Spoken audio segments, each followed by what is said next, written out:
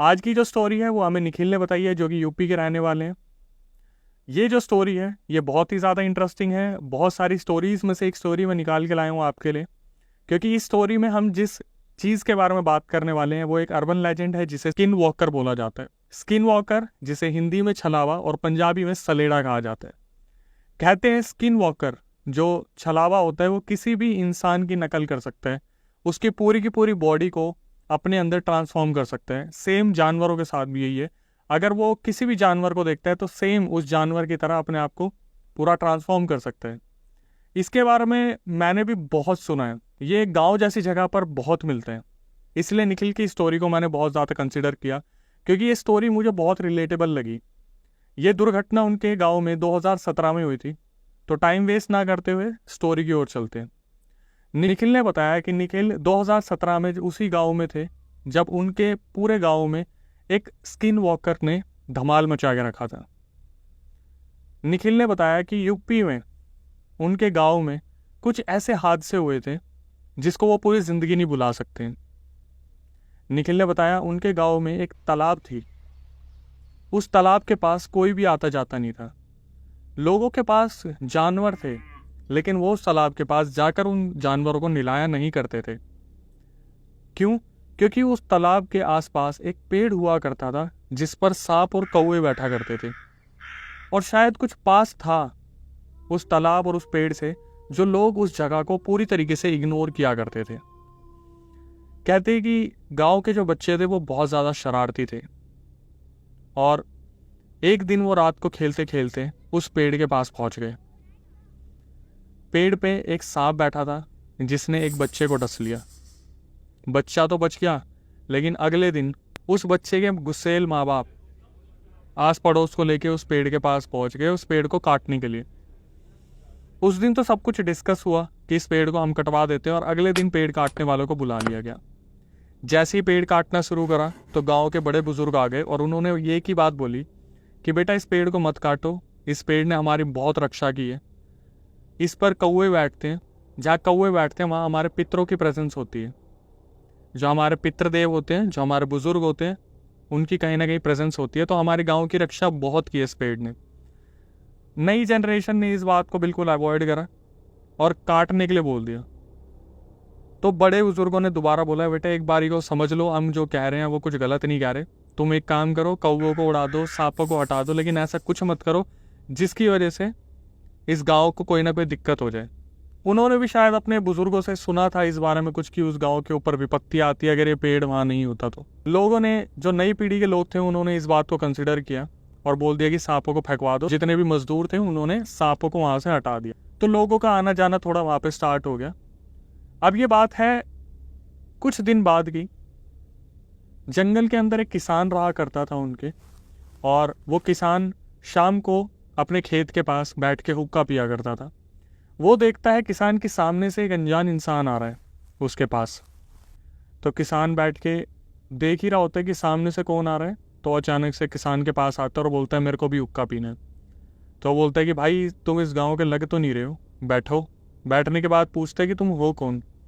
तो वो अनजान इंसान किसान से बोलता है कि तू मुझसे मत पूछ कि मैं कौन हूँ, और ये तेरे भले के लिए है कि अगर तुम मुझसे ना पूछे। किसान थोड़ा सा सोच में पड़ जाता है। वो बोलता है मुझे क्या मतलब है, ऐसे कितने लोग आते हैं जो बैठ के हुक्का हुक्का पीते हैं। तो वो अनजान इंसान हुक्का पीता है और वहाँ से चला जाता है। किसान सुबह के टाइम पे मेहनत करता है और शाम को वापस अपने खेत में आ जाता है। जैसे वो हुक्के को बालते हैं, जलाते हैं, वो देखता है कि अनजान इंसान वही जो कल आया था वो शाम को फिर उसके पास आते हैं, बैठते हैं और अपने आप से बड़बड़ाना शुरू कर देते हैं कि यार अब तो बहुत अच्छा हो गया, अब मेरे ऊपर कोई रोक टोक नहीं है, अब तो मैं कहीं भी आ जा सकता हूँ। तो जो किसान था वो सुन रहा होता है कि ये क्या बकवास चल रही है, अब तो अच्छा हो गया, अब तो बहुत अच्छा हो गया, अब तो मज़ा ही आ गया। तो वो अनजान इंसान जो होता है वो हुक्का पीता और वहाँ से निकल जाते हैं। तो किसान जो होता है वो बार बार यही सोच रहा होता है कि चल क्या रहा है, अच्छा हो गया, बहुत अच्छा हो गया। इस चीज़ को वो इग्नोर करने की कोशिश करता है। ठीक है, ये पूरा इंसिडेंट चलते चलते कि किसी दिन अनजान इंसान आ रहा है किसान के पास, कभी नहीं आ रहा है, कभी आ रहा है। वो ऑब्जर्व कर रहा होता है कि 2 महीने हो गए इस चीज़ को। तो सर्दियाँ करीब आ जाती हैं। किसान अपने खेत के आसपास थोड़ा सा जो है आग जला लेते हैं।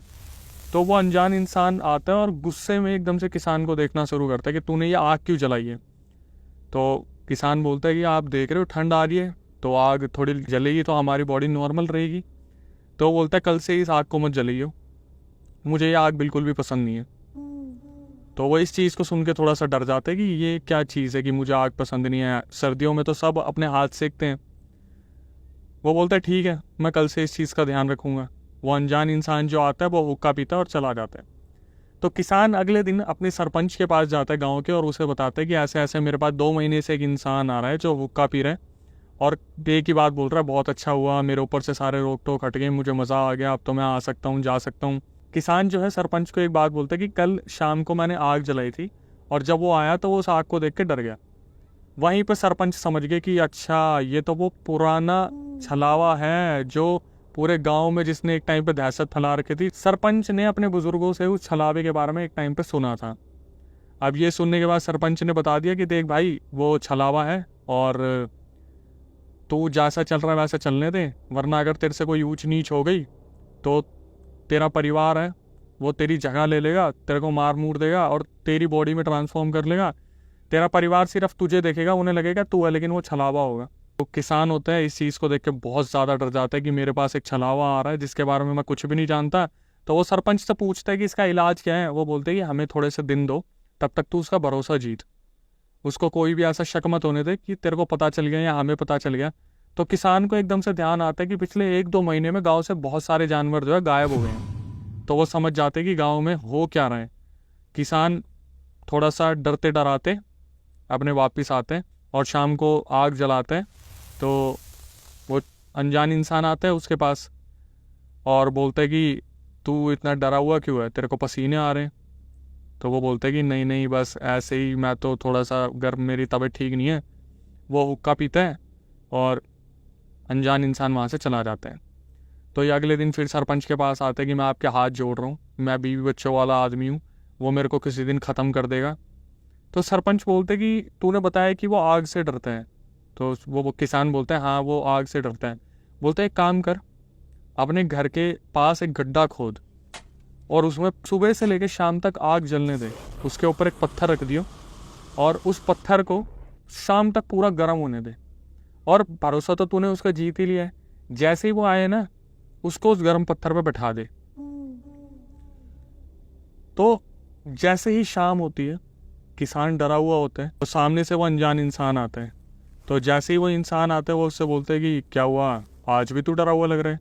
बोलता है कुछ नहीं मैं हुक्का जला रहा हूँ, आप बैठो, या आज मैंने आपके लिए जो है बैठने का प्रबंध किया है। तो क्योंकि वो जो छलावा होता है वो इतना ज़्यादा कॉन्फिडेंस में आ जाता है, इतना ज़्यादा भरोसे में आ जाता है, सीधा उस गर्म पत्थर पर बैठ जाता है। किसान थोड़ा सा पीछे होता है तो छलावा एकदम से बहुत बुरी आवाज़ में चिल्लाता है वहाँ पे, पूरे गाँव में उसकी आवाज़ गूंजती है और वो बैठी हुई सीट पे एकदम से पीछे मुड़ के गिर जाता है और उठता है, किसान को बोलता है कि तूने मेरे साथ धोखा किया है, तुझे तो मैं छोड़ूंगा नहीं, तुझे मैं जान से मार दूंगा। और ये बोल के छलावा भागना शुरू करता है और जंगल में कहीं गायब हो जाता है। किसान अपने घर में जाता है, चद्दर तानता है, सो जाता है और अगले दिन वेट करते हैं कि ऐसा कुछ ना हो। सरपंच के साथ मिलके किसान और जो दूसरे गाँव के लोग होते हैं जिन्हें पता चल गया कि छलावा आ गया, वो सब उस पेड़ के पास जाते हैं, हाथ जोड़ते हैं अपने पितरों के आगे, उस पेड़ की पूजा करते हैं और बोलते हैं हमें उस छलावे से बचा लो। अगेन वहाँ पर शाम तक कौवे बैठने शुरू कर देते हैं, सांप उस पेड़ पे दोबारा आ जाते हैं और तब से लेके अभी तक 2023 तक उस गांव में कोई भी छलावा नहीं आया है।